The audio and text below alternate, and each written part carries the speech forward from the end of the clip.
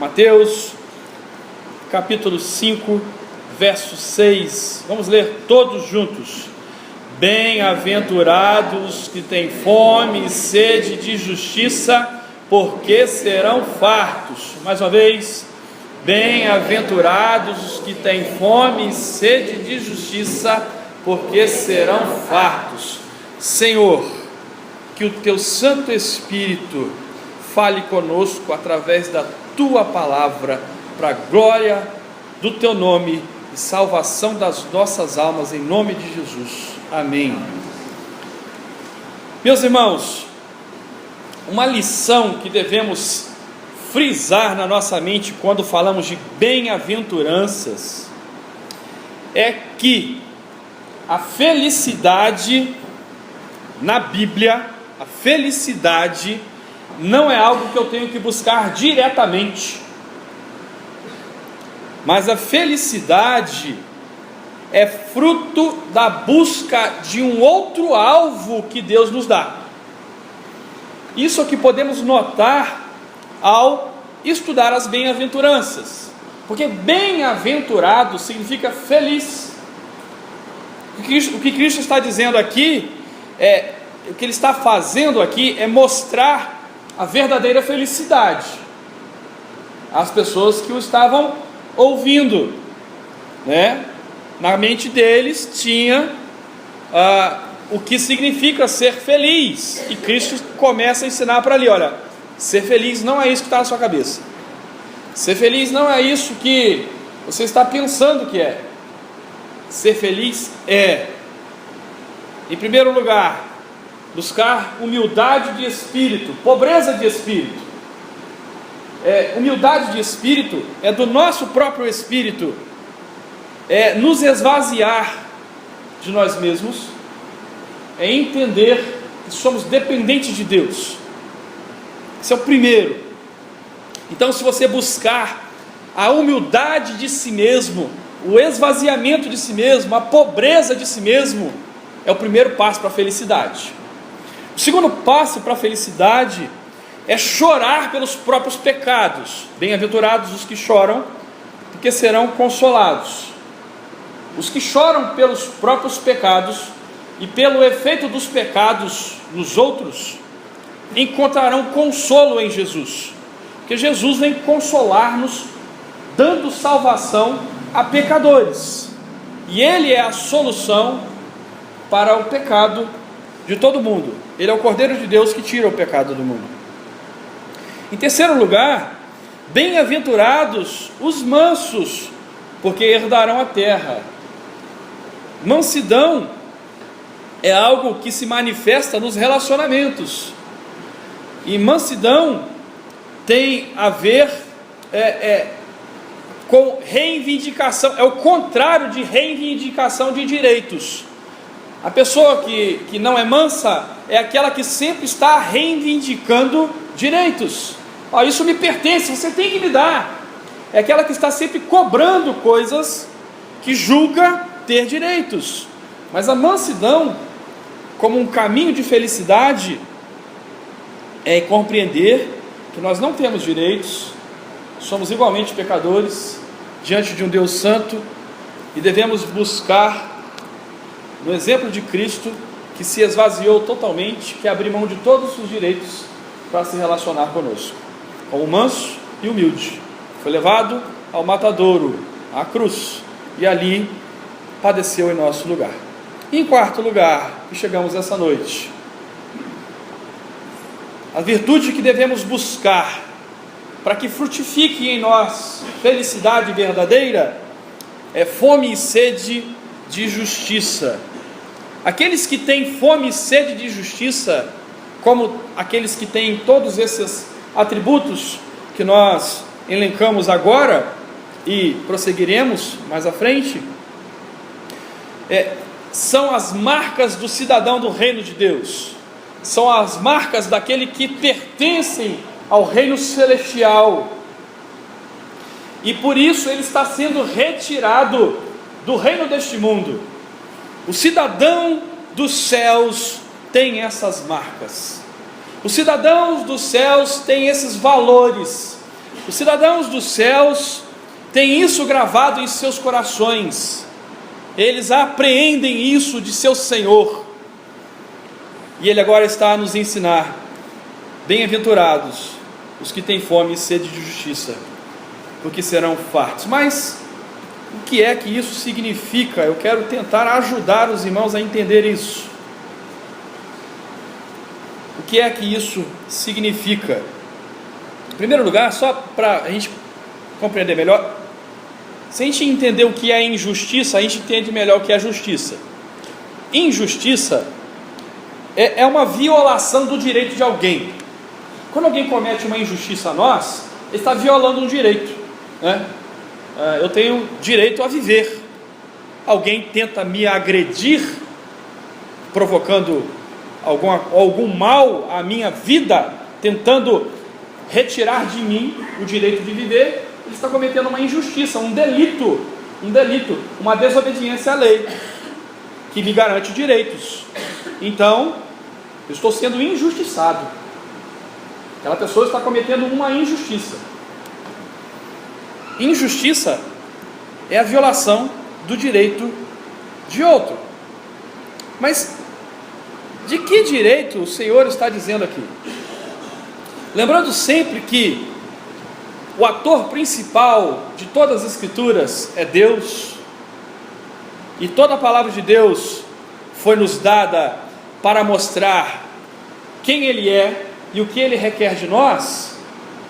Nós podemos então tirar a nossa injustiça aqui, aquela injustiça relacional, aquela injustiça, às vezes a gente pensa isso, poxa, então Deus está querendo que eu tenha fome de justiça própria.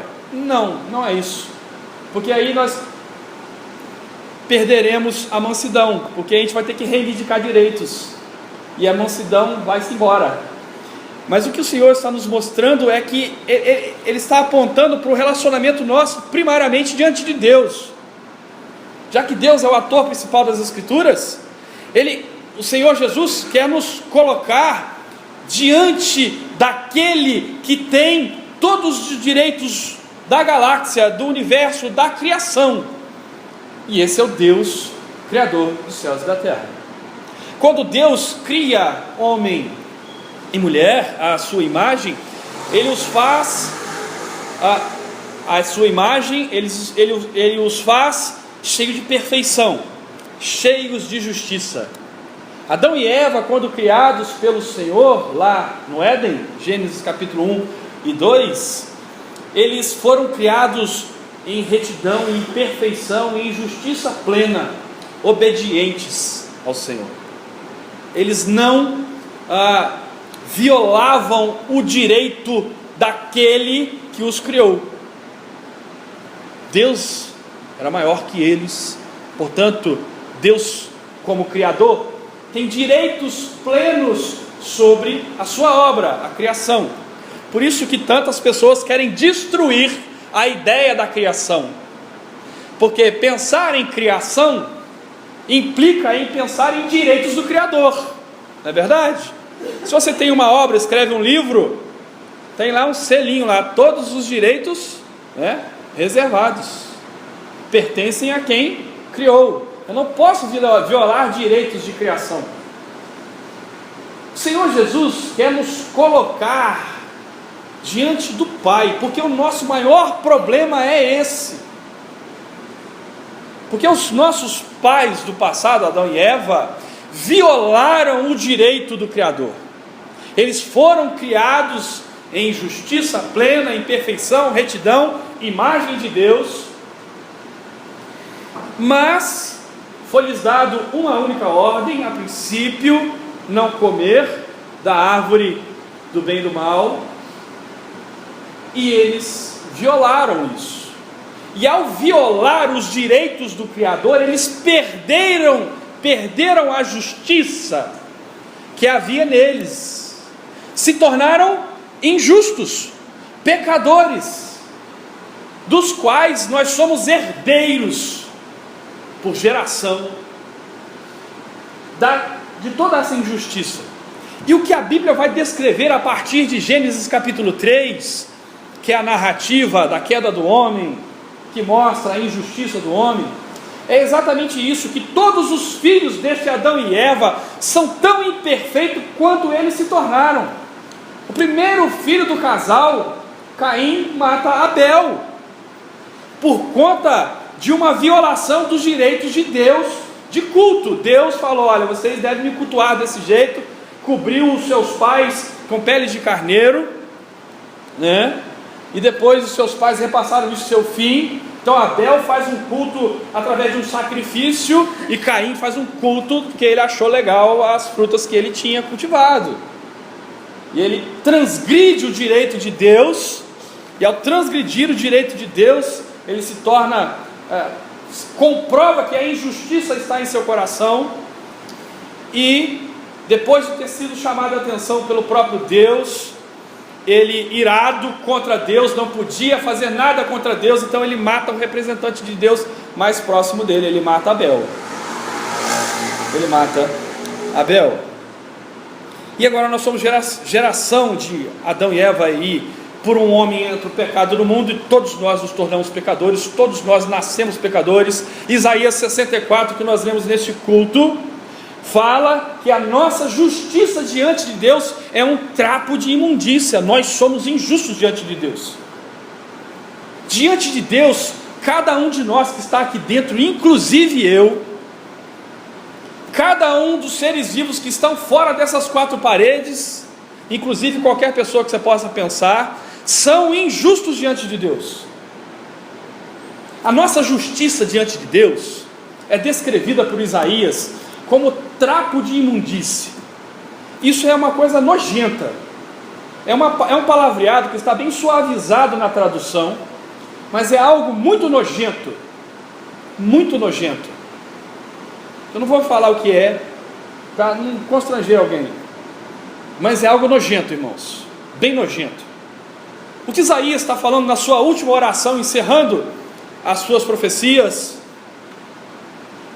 é a conclusão que ele chegou: Senhor, nós precisamos de uma justiça, nós precisamos que o Senhor resolva isso aqui, porque nós somos injustos, a nossa justiça é como trapo de imundícia, não há ninguém entre nós que te ame de verdade, se não for o Senhor interferir em nossa vida, e mudar a nossa vida, e nos fazer virar as nossas cabeças para Ti, nós nunca Te procuraremos. Nós estamos em débito diante de Ti. O Senhor é justo, santo e bom, nós não. Esse mesmo profeta, quando teve a revelação, quando viu Deus se mostrando a ele, caiu de joelhos e gritou: ai de mim, que sou um homem de lábios impuros. Ai de mim, que sou um homem de lábios impuros. Eu não posso nem dirigir as minhas palavras a Ti, ó Deus Santo. Logo, o que Cristo quer nos mostrar como caminho de santidade é buscar a solução desse problema. E a solução desse problema de falta de justiça própria diante de um Deus santo, justo, não está em nós. Não está em nós. A gente nunca vai conseguir resolver isso. Nada do que nós fazemos no nosso dia a dia pode resolver isso. Às vezes a gente toca a nossa vida como se as coisas que nós fazemos são coisas boas, mas como se essas coisas boas que nós fazemos uns para com os outros fossem resolver o problema que nós temos com Deus. A gente tenta ser o melhor marido da Tílio Vivaco, né, de Marapé. A gente tenta ser o melhor funcionário. A gente tenta ser honesto, sempre pensando assim, lá no fundinho,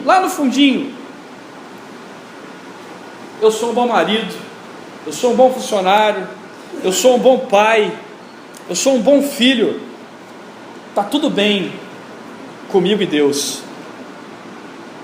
Isso é justificação pessoal. Estão entendendo, meus irmãos? Isso é tentar se justificar diante de Deus por obras. Isso é tentar se justificar diante de Deus através de coisas do cotidiano, do dia a dia. Não tem como ser mais prático do que isso. Então Cristo está querendo virar a nossa mente em outra direção, mostrando: olha, vocês precisam ter fome e sede de justiça, porque em vocês não há justiça. E o problema da falta de justiça de vocês não se resolve com outra pessoa. Além de a gente viver assim, pensando que se eu for um bom pai, um bom filho, um bom qualquer coisa, cidadão, Deus vai me salvar e está tudo bem entre mim e Deus. Às vezes a gente é a pensar outra coisa. Então, eu não sou um bom pai, eu não sou um bom filho, mas eu confio que fulano, beltrano, ciclano, qualquer outra coisa, fez coisas boas para Deus muito mais do que eu preciso, do que ele mesmo precisa. Então eu posso pegar emprestado as obras daquela pessoa e então suplicar para que as obras daquela coisa, daquela pessoa, caiam também sobre mim, e assim Deus me acha agradável e ele se dê por satisfeito, e assim me salve. Mas isso também não é verdade, porque se isso fosse verdade, Cristo não precisava ter vindo morrer por nós.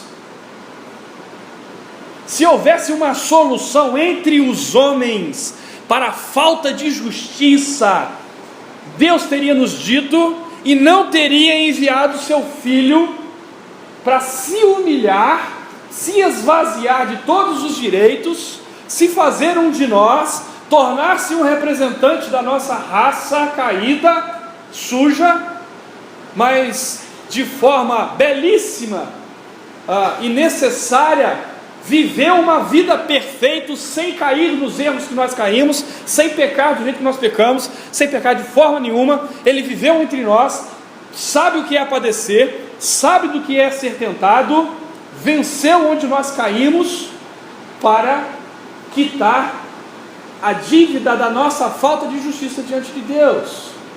Então esse Cristo, o Cordeiro sem mancha, vai para o Calvário quitar a dívida dos nossos delitos, da nossa injustiça diante de Deus, e ali ele morre, pegando os nossos pecados para ele, e pagando a dívida diante do Pai, dizendo: Pai, os teus filhos estão com a dívida paga, através do meu sacrifício. E Deus então aceita o sacrifício do Filho e o ressuscita. Ele se apresenta a nós, como muitos o veem, temos registros históricos aqui em nossas mãos, e depois de todos entenderem que Ele está ressurreto, Ele sobe aos céus, e lá está, a nossa justiça está nos céus. Por isso, o que Deus está falando como fonte de felicidade para mim e você, é ter fome e sede de justiça dos céus, justiça de Deus. O texto de Romanos capítulo 3, que nós lemos essa noite aqui na nossa liturgia, Romanos capítulo 3,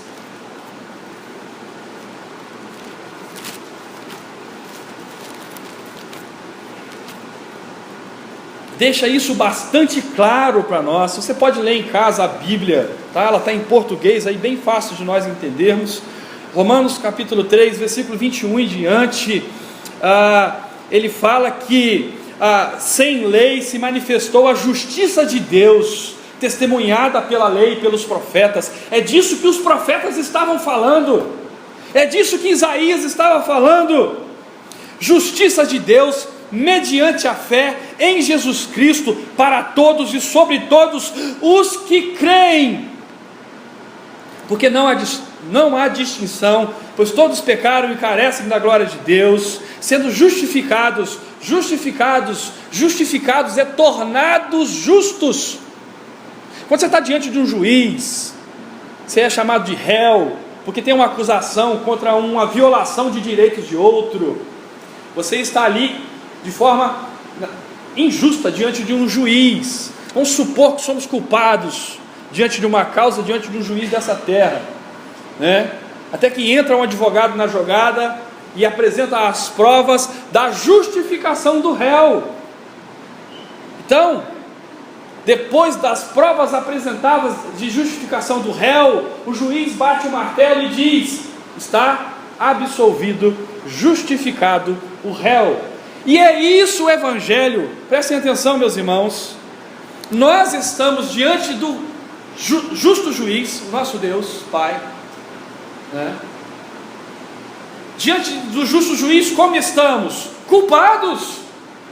Culpado, todo homem é culpado diante de Deus. Não há um sequer, não há nenhum justo diante de Deus. Todos pecaram e carecem da glória de Deus. Então, para resolver esse problema e haver alguém salvo, Jesus vem como advogado. Ele é nosso advogado. Primeira carta de João deixa isso tudo claro. Ele é o nosso advogado diante do Pai. Enquanto ainda ele não vem buscar a sua igreja, ele é advogado e está mostrando para nós, está se apresentando a nós os seus serviços, está oferecendo a nós os seus serviços de advocacia celeste. Então Cristo está oferecendo ajuda para a nossa solução. Não há solução entre nós, como réus culpados. Nós olhamos para o lado, olhamos para o outro, olhamos para nós mesmos e dizemos: não tem como eu escapar dessa pena, não tem como eu escapar da condenação, não tem como eu escapar do inferno. O inferno está diante de nós, culpados. Então, para resolver essa solução, Cristo se revela a nós, oferece seus serviços, e quando Ele nos ama, Ele aplica os seus serviços em nós, enfia a mão dentro do nosso peito, arranca o nosso coração de pedra, nos dá um coração de carne que é capaz de amá-lo e aceita pela fé todo esse serviço celestial que Ele está apresentando para nós. E nós então, por fé, cremos que o que Ele fez resolve o nosso problema diante de Deus. Isso é o Evangelho.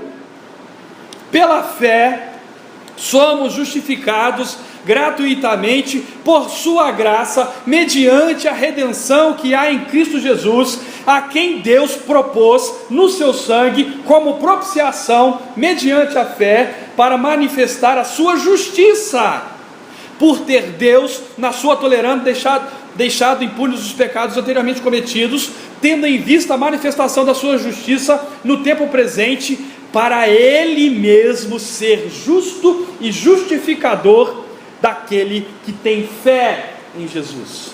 Então a fé que nós recebemos como presente de Deus, como está escrito em Efésios capítulo 2 versículo 8, a fé é um dom de Deus, não uma produção humana. A fé que a gente recebe é esse amor às obras de Cristo, do advogado celeste, como solução da nossa injustiça diante do Deus justo. Isso é o Evangelho. Bem-aventurados os que têm fome e sede desta justiça, porque eles serão fartos. Bem-aventurados os que têm fome e sede da justiça celeste, porque eles serão fartos. A salvação, como mostrei, e eu faço isso com temor e tremor, dizendo que isso é o que a Escritura está dizendo. A salvação é um ato, porque a salvação está baseada na justificação, em tornar absolvido um pecador. Isso é um ato jurídico, isso é um ato jurídico de Deus, lá no tribunal eterno. Quando alguém é salvo, ele é salvo definitivamente e para sempre. Esse ato nos coloca num processo. O processo se chama santificação. E santificação é ser revestido pela justiça de Deus todo dia, todo dia, todo dia, todo dia. Santificação é uma resposta nossa. Se somos salvos, estamos buscando santificação. E o processo de santificação é andar na justiça de Cristo. É andar não na nossa justiça, não no nosso caminho, mas no caminho que Cristo desenhou para nós. no caminho que Cristo tornou-se exemplo também, é andar agora no objetivo da salvação, tornar-se como Cristo é. Ele nos salvou, Efésios capítulo 1, para a glória de Deus Pai, para louvor da sua glória, para as boas obras, assim como nos escolheu nele antes da fundação do mundo, Efésios capítulo 1, versículo 4, para sermos santos e irrepreensíveis diante dele. A salvação é colocar-nos no caminho de recuperar aquilo que foi perdido lá no Éden, a justiça de Deus, aquela justiça da criação, aquela justiça da obediência servil a Deus, de sermos servos a Ele. A santificação vai nos colocar de novo no projeto inicial. A santificação, depois de receber a absolvição gratuita do céu, nada do que nós fazemos nos salva. Não é nada, nadinha de nada, neca de bitibiriba, né? Nadinha. Mas a salvação que a gente recebe gratuitamente, a fé nas obras de Cristo, tudo o que Cristo fez nos salva, tudo o que Cristo realizou é suficiente para nos salvar. Isso nos coloca na prática das obras que confirmam a salvação, que mostram, que são evidências da salvação. Assim como nos escolheu nele antes da fundação do mundo, para sermos santos e irrepreensíveis perante ele. É uma finalidade, a santidade é uma finalidade. Em amor nos predestinou para ele, para a adoção de filhos, por meio, através de Jesus Cristo, de acordo com a sua vontade livre, soberana, para louvor da sua graça, que nos concedeu, mais uma vez, gratuitamente. Meus irmãos, se eu penso de alguma forma que eu realizo alguma coisa para Deus me salvar, não é gratuito, você está pagando. Se eu tenho que fazer algo para receber uma coisa, é pagamento. Vai comprar um chiclete na rua, olha, eu não tenho dinheiro, mas eu lavo uma meia dúzia de prato e você me dá aí 10 chicletes, tá bom? Tá bom, você não deu dinheiro, mas pagou, de alguma forma.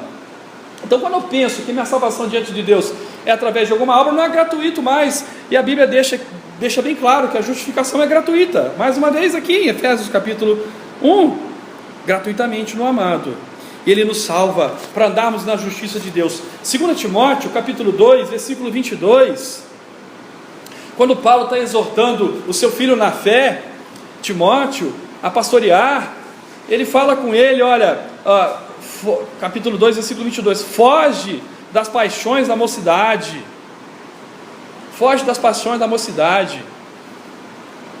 segue a justiça, a fé, o amor e a paz, com os de coração puro, que invocam o Senhor. Agora, além dessa justiça dos céus ser a nossa salvação, a justiça dos céus é a nossa santificação. Por isso, o crente é aquele que tem fome e sede de justiça, fome e sede de Deus, fome e sede de conhecer Jesus, o pagador da dívida, fome e sede de ser cheio do Espírito, porque a função do Espírito é nos levar às obras de Jesus, conforme João capítulo 14 e 16 também. Fome e sede de justiça é ter fome e sede de ser revestido da graça do Cordeiro. E por que fome e sede? Nós podemos ficar 3 dias sem beber água. Uma pessoa normal, em condições normais, consegue ficar 3 dias sem beber água. Depois disso é morte, é morrer. Em condições normais, nós conseguimos ficar 3 semanas sem comida. Depois de 3 semanas, a morte também já chega do lado irmão, você tem que me seguir, né? Ou, você não comeu, cara, você vai morrer, estou aqui para te buscar. E quando nós passamos um período, não um período igual hoje à tarde, né? Porque hoje à tarde, até agora eu não comi nada, né? Nós almoçamos juntos essa manhã, comemos 2 costelas no fogo de chão, 4 horas de fogo, né? Precisava ficar mais um pouquinho, mais umas 5 horas de fogo, ela ficava nota 10, ela tirou nota 9 dessa vez, tá? Mas quando nós passamos um período de fome, tentando algum jejum, alguma dieta, a gente, quando está de frente com a comida, a gente come igual um doido, a gente costuma até passar mal depois. Às vezes a gente fala isso, eu estava com tanta vontade de comer tal coisa, que eu comi tanto que eu passei mal depois. Eu estava com tanta sede que eu enchi minha barriga d'água, agora eu não consigo dormir, né? Eu estou doendo, está estufado. E é isso que Cristo quer nos despertar: fome e sede, necessidade básica, aguda. Se eu ficar sem isso, eu vou morrer. E essa é a ideia. Se eu ficar sem a justiça que desce dos céus, eu vou para o inferno, eu vou morrer eternamente, eu vou para a segunda morte. E irmãos, amigos, sim, existe vida após a morte. Não existe reencarnação, não existe segunda chance. É agora, nesta vida, ou é agora.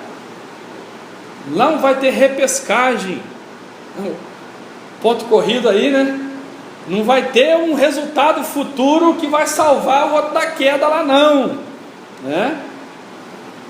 É agora ou agora diante de Deus.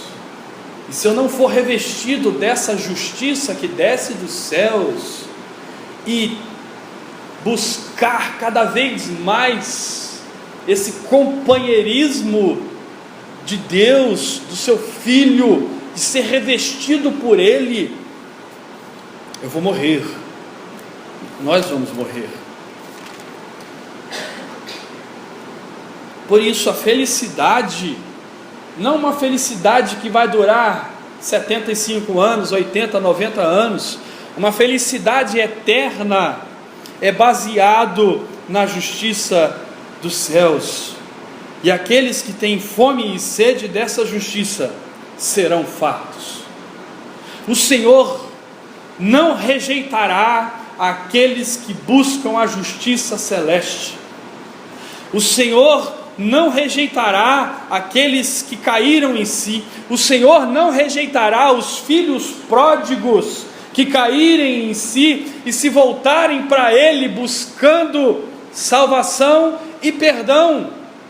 Ele vai nos resgatar, nos adotar, vai nos colocar na família, vai nos dar um anel, vai nos revestir da sua própria justiça, vai nos fazer parecer, vai nos dar semelhança à sua família e vai nos encher o coração de felicidade por fartura da justiça de Deus. Nós seremos fartos. Nós seremos fartos. Nós encontraremos a felicidade na justiça que desce dos céus.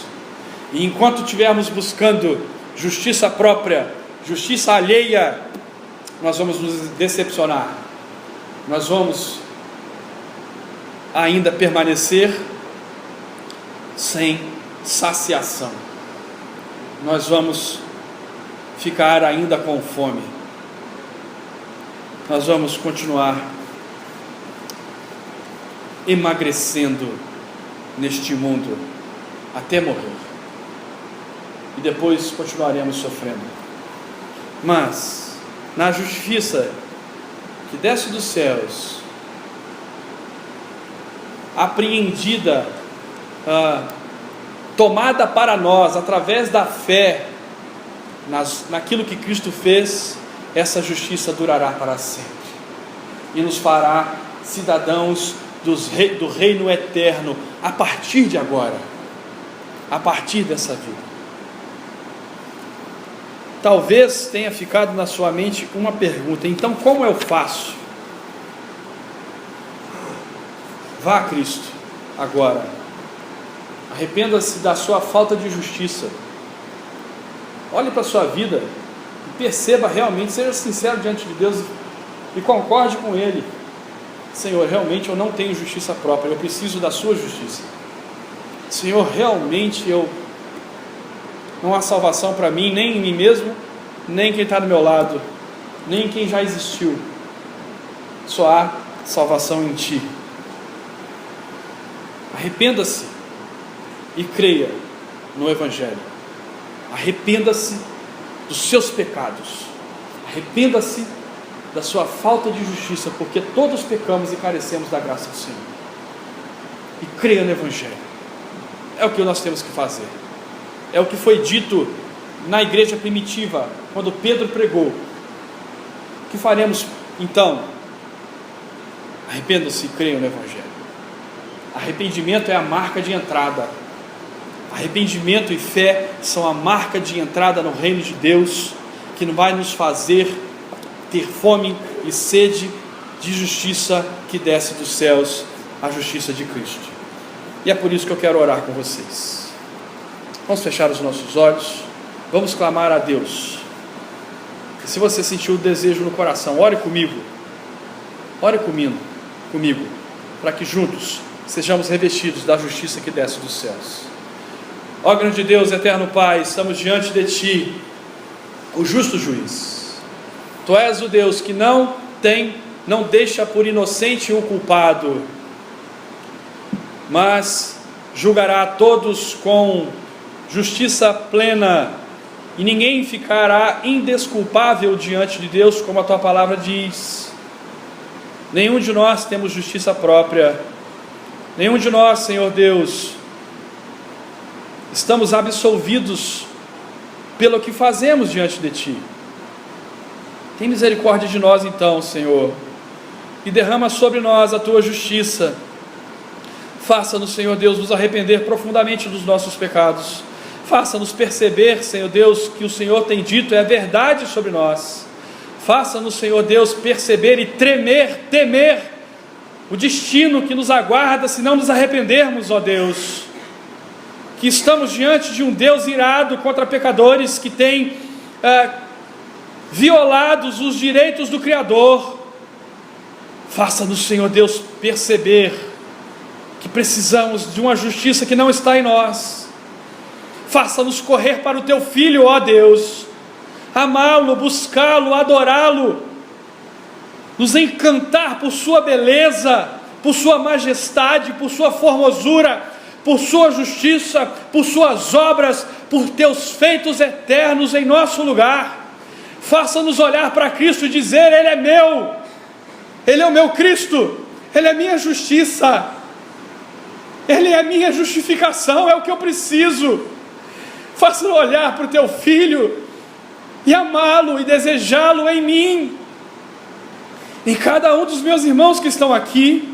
Faça-nos, Senhor Deus, a mim, Senhor, abandonar a minha justiça própria. Faça-nos, Senhor, abandonar a nossa justiça, cair aos Teus pés, esvaziar as nossas mãos, para em Ti, em Teu Filho, sermos saciados, sermos fartos. Sim, a justiça suficiente em Teu Filho para salvar todo pecador arrependido, todo aquele que tem fé, todo aquele que crê será salvo, todo aquele que tem rasgado os corações diante de Ti para receber de Ti a justiça, tem encontrado fartura, tem encontrado deleite, tem encontrado vida, tem encontrado felicidade, porque o Senhor tem nos feito viver além das circunstâncias. O Senhor tem enchido o nosso coração com salvação. O Senhor tem nos colocado no caminho da justiça. O Senhor tem nos feito operar boas obras, não para nos salvar, mas, Senhor Deus, para a finalidade da nossa vida, para nós Te obedecermos, para nós voltarmos ao projeto inicial que foi perdido, para a restituição do propósito da nossa vida. É para isso que estamos trabalhando na Sua obra, para Te agradecer, é para te louvar que estamos vivendo dia a dia, domingo após domingo, reunidos diante da tua palavra, é para te agradecer, ó Deus, é para agradecer os 23 anos de organização desta igreja, que nós estamos aqui constantemente reunidos para te cultuar, é para agradecer a justiça gratuita de teu Filho que desce dos céus para nos revestir de salvação e nos dar paz. Louvado seja o nome do nosso Salvador, louvado seja o nome de Jesus Cristo, nosso Redentor, louvado seja o Divino Espírito que rasga o nosso coração, que revela a nós mesmos a nossa iniquidade e nos faz lembrar da justiça e do juízo de Deus, e nos apresenta Jesus e nos faz amá-lo. Obrigado, Senhor. São 23 anos que o Senhor tem feito isso conosco aqui. Nós não merecemos isso, mas nós rendemos louvor a Ti. Obrigado, Senhor Deus. Encha o nosso coração de felicidade por buscarmos em Ti justiça, como aquele que tem fome e sede, porque certamente seremos fartos pelo Senhor. Em nome de Jesus, nós oramos agradecidos. Amém.